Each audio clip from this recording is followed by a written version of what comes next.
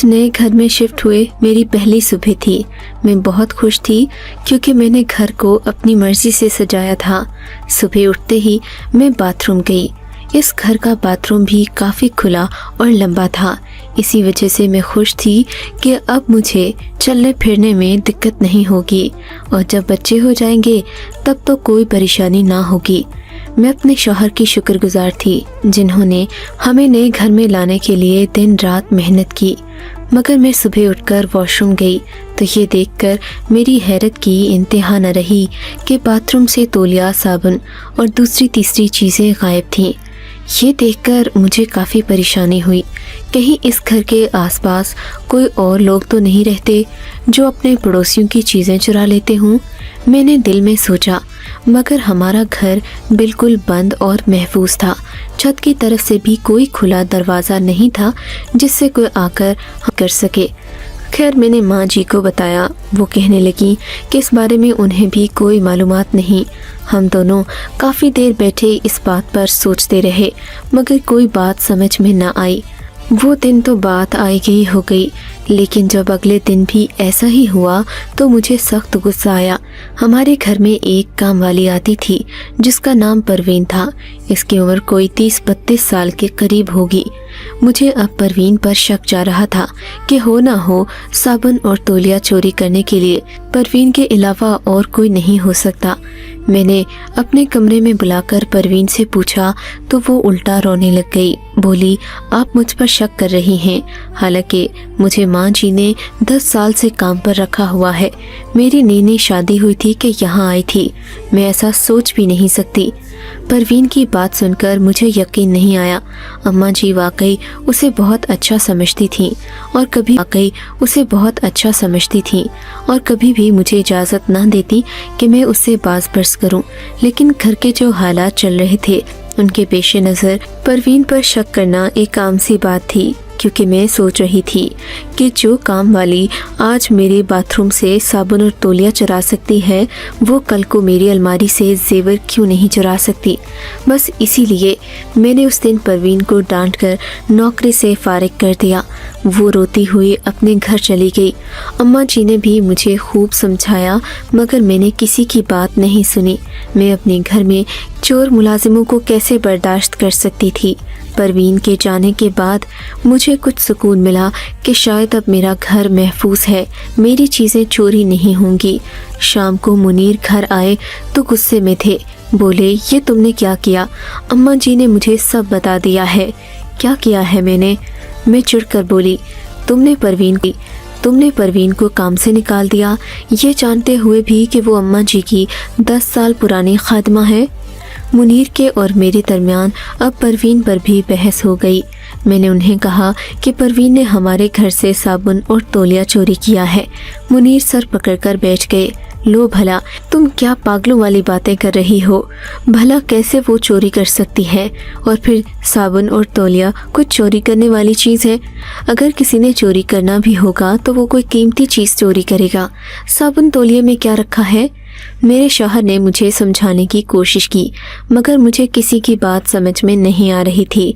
अगले दिन से मैंने सारे घर के काम खुद करना शुरू कर दिए मगर मुझे अजीब सी बेचैनी महसूस होने लगी। मेरी सास मुझसे नाराज़ थी। वो कहती कि तुमसे इतना काम नहीं होगा, ना तुम मेरी खिदमत कर सकती हो जैसा कि परवीन करती थी। बेहतर है कि हम उसे दोबारा काम। अब मैं परवीन को काम से निकाल कर पछता रही थी। शुक्र है कि मैंने उसे दूसरी बार काम पर रखा नहीं था। अगले ही दिन जब मैं सुबह उठी तो मेरे कमरे से काफ़ी सारी चीज़ें गायब थीं, जिनमें कुछ मेकअप का सामान, परफ्यूम और कंघी वगैरह था। ये देखकर मेरा तो पारा 7वें आसमान पर पहुंच गया। मेरे दिल में तरह तरह के शक आने लगे। कहीं अम्मा जी ही मेरी चीज़ें तो नहीं चुराती, मैंने दिल में सोचा। मगर फिर एक ख्याल ये भी आता कि मेरी सास मेरी चीज़ें चुरा कर क्या करेंगी। मगर आप खुद ही सोचें, जब घर में कोई और भी ना हो तो ऐसी सूरत में इंसान का शक किसी पर भी जा सकता है। अब मैंने अपनी सास की निगरानी करने की ठान ली। सोच लिया कि मेरे कमरे से कोई भी चीज़ चोरी होगी तो मैं उसका हिसाब खुद रखूंगी, हर तरफ नज़र रखूंगी। आखिर किसी दिन तो मुझे पता चल ही जाएगा कि मेरी चीज़ें कौन चोरी करता है। اب تو میرا شوہر مجھ پر شک کرنے لگ گیا تھا کیونکہ گھر سے چیزیں غائب ہونے کی وجہ سے ہمارے گھر کے نظم و ضبط میں کافی تبدیلی آ گئی تھی۔ اب نہ کوئی چیز جگہ پر ملتی اور نہ گھر میں وہ نظم و ضبط رہا تھا۔ ہر وقت عجیب بے چینی سی رہتی، کوئی نہ کوئی چیز روزانہ گم ہو جاتی۔ آخر تنگ آ کر میں خاموش ہو گئی۔ سوچ لیا کہ زندگی سے سمجھوتا کر لوں گی، مگر اپنی ساس سے الجھنا چھوڑ دوں گی۔ ایسا نہ ہو کہ میں اپنا گھر خراب کر بیٹھوں۔ مگر پھر تو میرے صبر کی حد ہو گئی۔ میں ایک دن شام کو اپنے کمرے میں بیٹھی تھی کہ منیر میرے پاس آئے، میرے قدموں میں بیٹھ کر میری آنکھوں میں دیکھ کر بولے، سارا، لگتا ہے کہ تمہیں ذہنی علاج کی ضرورت ہے۔ تم تو دن بدن پاگل ہوتی جا رہی ہو۔ پہلے تم نے چیخ چیخ کر آسمان سر پر اٹھا رکھا تھا اور اب یہ پاگلوں والی خاموشی۔ لگتا ہے کہ تمہیں کوئی اثر ہو گیا ہے۔ تمہیں تو ڈاکٹر کے پاس لے جانا بہت ضروری ہے۔ میں ان کی بات سن کر حیران رہ گئے۔ منیر، آپ یہ کیسی باتیں کر رہے ہیں؟ مجھے بھلا ڈاکٹر کی کیا ضرورت ہے؟ عام حالات میں بھی غصہ ہر کسی کو آ جاتا ہے۔ اس کا یہ مطلب تو نہیں کہ وہ ذہنی مریض ہیں۔ میری بات پر منیر نے مجھے اور تحمل سے سمجھانا شروع کر دیا۔ سارا، سمجھنے کی کوشش کرو، تمہاری حالت عام انسانوں جیسی نہیں ہے، بلکہ تم پاگل ہوتی جا رہی ہو۔ اس سے پہلے کہ تمہارا ذہنی توازن الٹ جائے، میں تمہیں ڈاکٹر کے پاس لے جاتا ہوں تاکہ وہ تمہارا علاج کریں اور تمہاری بیماری بڑھ نہ پائے۔ میں تمہیں کل صبح لے جاؤں گا۔ اور پھر میرے لاکھ انکار کے باوجود صبح اٹھتے ہی منیر نے مجھے تیار ہونے کا حکم دیا۔ مجبوراً میں نے انہی کپڑوں کے اوپر ایک اچھی شال اوڑھی اور نہ چاہتے ہوئے بھی منیر کے ساتھ ہسپتال چلی گئی۔ انہوں نے وہاں جا کر میرے بارے میں ڈاکٹر سے کہا کہ میں بلا وجہ غصہ کرتی اور بھی میرے کئی مسائل جو مجھ میں تھے ہی نہیں۔ مجھے بہت غصہ آیا کہ میرا شوہر ایسا کیوں کر رہا ہے، لیکن ان کا انداز بتا رہا تھا کہ وہ مجھ سے بہت محبت کرتے ہیں، مجھے توجہ دینا چاہتے ہیں، نہیں چاہتے کہ میری بیماری بڑھے۔ تبھی ان کی محبت میں آ کر میں خاموش رہی۔ ہم لوگ نیند، سکون اور غصے میں آرام دلانے والی دوائیاں لے کر گھر آ گئے۔ اب منیر باقاعدگی سے مجھے دوا کھلاتے، مگر مجھے ان دواؤں سے فرق پڑنے کے بجائے اور زیادہ غنودگی ہوتی۔ ہر وقت میں تھکی تھکی سی رہتی، ایسا لگتا جیسے میرا بدن ٹوٹ رہا ہو۔ ایک دن منیر کہنے لگے، لگتا ہے اب ہمیں پھر سے کام والی رکھ لینی چاہیے، کیونکہ تمہارے لیے کام کرنا مشکل ہو رہا ہے۔ ویسے بھی ان دواؤں کے ساتھ آرام کی مکمل ضرورت ہوتی ہے۔ تم جب تک آرام نہیں کرو گی تمہاری بے چینی کم نہیں ہوگی۔ مجبوراً میں نے منیر کی یہ بات بھی مان لی۔ اس دن بھی میں سوئی تھی۔ صبح کو میری آنکھ کھلی تو ذہن پر عجیب سی غنودگی تھی۔ میں نے آنکھ کھولی تو مجھے نتنوں میں عجیب سی بو کا احساس ہوا۔ میں نے دیکھا تو جلنے کی بدبو آ رہی تھی۔ تب مجھے احساس ہوا کہ کمرے میں کچھ چیز چل رہی ہے۔ میں ہڑبڑا کر اٹھ بیٹھی۔ دیکھا تو میرے بیڈ کی چادر کو آگ لگی تھی۔ میں نے جلدی جلدی اسے بجھایا اور باقی چیزوں کو بھی دیکھا۔ یہ دیکھ کر میری حیرت کی انتہا نہ رہی کہ ہلکے سے میرے کپڑے بھی جلے ہوئے تھے، جلنے کا نشان موجود تھا۔ میری تو روح کانپ گئی۔ یا خدایا، یہ میرے ساتھ کیا ہو رہا ہے؟ میں خود سے پوچھنے لگی۔ اتنے میں منیر فریش ہو کر باہر آ گئے۔ کیا ہوا؟ آج تم لگتا ہے کہ جلدی اٹھ گئی، منیر نے کہا تو میں نے انہیں پریشانی سے دیکھا۔ منیر، یہ دیکھیں، بیڈ کی چادر پر آگ لگی تھی۔ میں نے چادر کی طرف اشارہ کرتے ہوئے کہا، کہاں آگ لگی تھی؟ دیکھے نا، کہاں آگ لگی تھی؟ دیکھے نا، یہ جلنے کا نشان ہے۔ میں نے منیر کی توجہ دلانا چاہی۔ مجھے تو نہیں نظر آ رہا۔ منیر کی بات نے میرے تو ذہن میں جیسے ہتھوڑے برسانا شروع کر دیے۔ تو کیا یہ سب صرف مجھے نظر آ رہا تھا؟ میں نے اپنا سر پیٹ لیا۔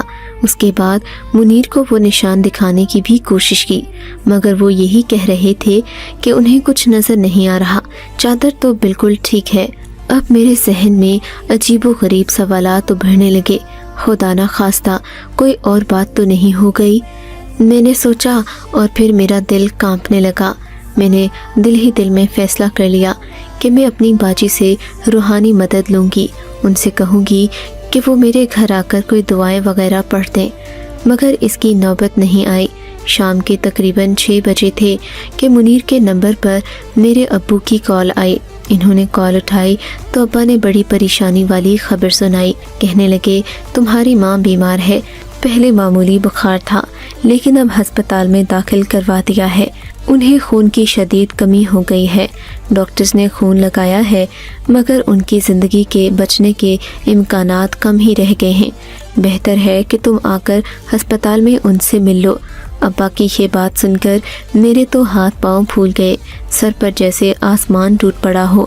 میں نے اور کچھ نہ سوچا، منیر کے ساتھ مل کر اپنا مختصر سا سامان باندھا اور سیدھا ہسپتال گئی۔ اماں بستر مرگ پر پڑی تھیں، میں نے وہیں جائے نماز بچھا لی اور اللہ تعالیٰ سے اماں کی صحت یابی کی دعائیں مانگنے لگی۔ میرا رو رو کر برا حال ہو گیا تھا۔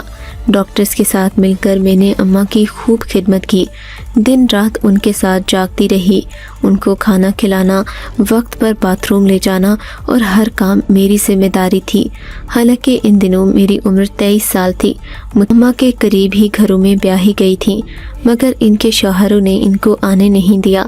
ایسے میں منیر کی شکر گزار بھی تھی کہ انہوں نے میری مدد کی اور میرے ساتھ تعاون کیا، ورنہ اماں کے ساتھ کون رکتا۔ خیر، اماں کے ساتھ رہ کر میں نے جو ان کی خدمت کی تو آس پاس والے لوگ بھی حیران رہ گئے۔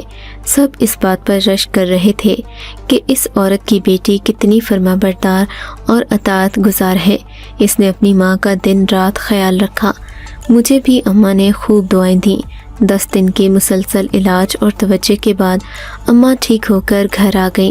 مجھے بھی سکون ملا تھا۔ اب ابا نے اماں کا خیال رکھنے کے لیے ایک نوکرانی رکھ لی۔ اسی کی وجہ سے اب گھر میں تھوڑا سکون آ گیا تھا۔ اب میں مطمئن ہو گئی تھی، اس لیے گھر واپس جانا چاہتی تھی۔ اسی شام منیر کا بھی فون آ گیا، بولے مجھے تمہاری بہت یاد آ رہی ہے، میں آتا ہوں، جلدی سے تیار ہو جاؤ، تمہیں لینے آ رہا ہوں۔ منیر کی بات سن کر میرا دل خوشی سے جھوم اٹھا۔ شوہر عورت کی پرواہ کرے، اسے اور کیا چاہیے۔ میں بھی جلدی تیار ہو گئی۔ شام کو اماں وغیرہ سے مل کر میں منیر کے ساتھ گھر چلی گئی۔ گھر آئی تو گھر کا نقشہ ہی بدلا ہوا تھا اور منیر کا رویہ تو خاص طور پر بدلا ہوا تھا۔ وہ اس قدر خیال رکھ رہے تھے میرا جیسے میں کہیں انہیں 10 سالوں کے بعد ملی ہوں۔ مجھے ان کی اس محبت اور قدر کی سمجھ نہ آ رہی تھی۔ وہ روزانہ صبح اٹھتے ہی محبت بھرے جملے بولتے اور دن کا آغاز ایک خوشگوار گفتگو سے کرتے۔ مجھے تو یقین نہیں آ رہا تھا کہ یہ وہی منیر ہیں جو مجھے پاگل اور ذہنی مریضہ کہتے تھے۔ اب میرے گھر میں میری قدر ہونے لگی، میری ساسو ماں بھی مجھ سے پیار سے پیش آنے لگیں۔ وہ تو خیر پہلے بھی برا رویہ نہ رکھتی تھیں مگر اب ان کے رویے میں بھی تبدیلی آ گئی تھی۔ میرا شوہر میرا ہر طرح سے خیال رکھتا۔ انہی دنوں اللہ تعالیٰ نے ہمیں خوشخبری دے دی۔ ان دنوں منیر میرا بہت خیال رکھنے لگے لیکن ان کو آفس بھی جانا ہوتا تھا۔ کہنے لگے میں تمہارے لیے کام والے کا بندوبست کروں گا۔ ان دنوں ہمارے گھر میں چوری چکاری والے واقعات بالکل ختم ہو گئے تھے، اس لیے میں نے انہیں کہہ دیا کہ کسی نئی عورت کو لانے کی ضرورت نہیں، ہم پروین ہی سے کام کروائیں گے، وہ اس گھر کی پرانی ملازمہ ہے۔ ہم نے اپنی پریشانیوں میں اسے چھوڑ دیا مگر اس بیچاری کا کوئی قصور نہیں تھا۔ منیر نے میری بات سے اتفاق کیا۔ اس دن ہم لوگوں نے پروین کو دوبارہ کام پر بلا لیا۔ وہ بیچاری بھی دکھی بیٹھی تھی، ہمارے گھر کام کرنے کا سنتے ہی آ گئی۔ اس کے آنے سے پھر سے گھر میں سکون آ گیا۔ میں نے اسے پرانی چیزیں دھونے کے لیے دینا شروع کر دی۔ وہ میرے کمرے میں آئی، میں نے اسے وہی بیڈ شیٹ اٹھا کر دھونے کو دے دی جس پر میں کے جانے سے پہلے میری اور منیر کی کافی تکرار ہوئی تھی، مگر اب میں نے اس پر دھیان نہیں دیا۔ البتہ پروین پوچھنے لگی، باجی یہ بیڈ شیٹ کیسے جلی؟ کیا کہہ رہی ہو؟ میں نے حیرت سے اس کی طرف دیکھا۔ باجی یہ بیڈ شیٹ کیسے جلی؟ پروین کی بات سن کر میرا ذہن کئی سوال سوچنے پر مجبور ہو گیا۔ تمہیں یہ جلی ہوئی نظر آ رہی ہے؟ میں نے پوچھا۔ ہاں باجی، یہ تو کسی اندھے کو بھی نظر آ سکتا ہے، پروین نے کہا۔ اچھا تم اسے دھونے لے جاؤ، میں دیکھ لوں گی۔ میں نے پروین کو تو ٹال دیا مگر میں جان گئی تھی کہ بات کچھ اور ہی ہے۔ اس دن مجھے چین نہ آیا۔ شوہر کی محبت جو دل میں تھی اب کچھ کچھ شک میں بدلنے لگی۔ شام کو منیر آئے تو میں نے ان سے کہا، منیر آپ کو وہ چادر جلی ہوئی نظر آ رہی ہے؟ اس وقت چادر دھل کر واپس آ چکی تھی۔ منیر میری بات پر شرمندہ ہو گئے۔ کیا مطلب؟ میں نے انجان بن کر پوچھا۔ میں نے تمہارے ساتھ دھوکہ کرنے کی کوشش کی، لیکن قدرت نے مجھے ایسا سبق دیا کہ میں نے ہمیشہ کے لیے سچے دل سے توبہ کر لی ہے۔ منیر کی باتیں مجھے الجھا رہی تھیں۔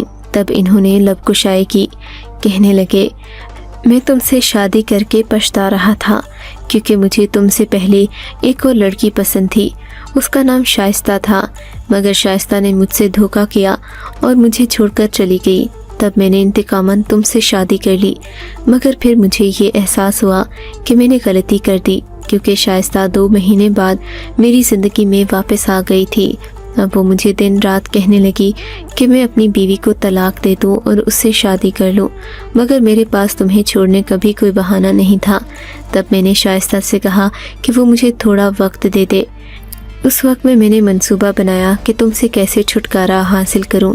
میرے ذہن میں سوچنے کے بعد ایک ہی ترکیب آئی کہ میں تمہیں ذہنی مریضہ بنا دوں اور تمہیں اس قدر نفسیاتی دباؤ میں لے آؤں کہ تم مجھے خود ہی چھوڑ دو۔ بس یہی سوچ کر میں نے تمہیں پاگل دکھانے کی، تمہیں تمہاری نظروں میں مریض بنانے کی بھرپور کوشش کی، مگر تم نے صبر کیا اور درمیان میں تم اپنی اماں کے پاس چلی گئی۔ تم نے ان کی خدمت کی۔ شاید تمہاری ماں کی دعا نے تمہارے گھر کو اجڑنے سے بچا لیا، کیونکہ تمہارے جانے کے بعد ہی مجھے تمہاری قدر آئی۔ شائستہ میں وہی برائیاں اب بھی موجود تھیں جو ہمارے بچھڑنے کی وجہ بنی تھیں، مگر شاید میں بھول گیا تھا کہ انسان کی فطرت کبھی نہیں بدلتی۔ شائستہ واپس تو آ گئی تھی، مگر اس نے اپنی عادت نہ بدلی۔ وہ اور بھی لڑکوں سے باتیں کرتی اور مجھے جلانے کی کوشش کرتی۔ مجھے اس کی یہ بات ہرگز پسند نہیں آئی، اور پھر میں نے تمہیں واپس لانے کا سوچا۔ مجھے تمہاری قدر اس قدر آئی کہ تم سوچ نہیں سکتی۔ تمہیں لگتا ہے کہ اپنی ماں کی دعا ہے جو اللہ تعالیٰ نے تمہارے لیے میرے دل میں اتنی عزت اور محبت ڈال دی۔ منیر کی باتیں سن کر میرا دل چاہا کہ میں انہیں اسی وقت چھوڑ کر اپنے گھر چلی جاؤں۔ جس شخص نے مجھے مارنے تک، میری جان لینے تک کی کوشش کی، میں اس کے ساتھ رہ کر کیا کرتی؟ مگر کہتے ہیں کہ شوہر اگر اپنی غلطی پر شرمندہ ہو جائے تو اسے کبھی نہیں چھوڑنا چاہیے، اسے روک لینا چاہیے کہ ایسے شوہر کے دل پر حکومت کرنا پہلے سے کہیں زیادہ آسان ہو جاتا ہے۔ اور اب میری زندگی میں اسی لیے خوشیوں کی ایسی بہار آئی ہے جو شاید پہلے ممکن نہ تھی۔ سب عورتوں سے یہی کہوں گی کہ وہ اپنی گھریلو زندگی میں صبر کریں، احتیاط سے کام لیں۔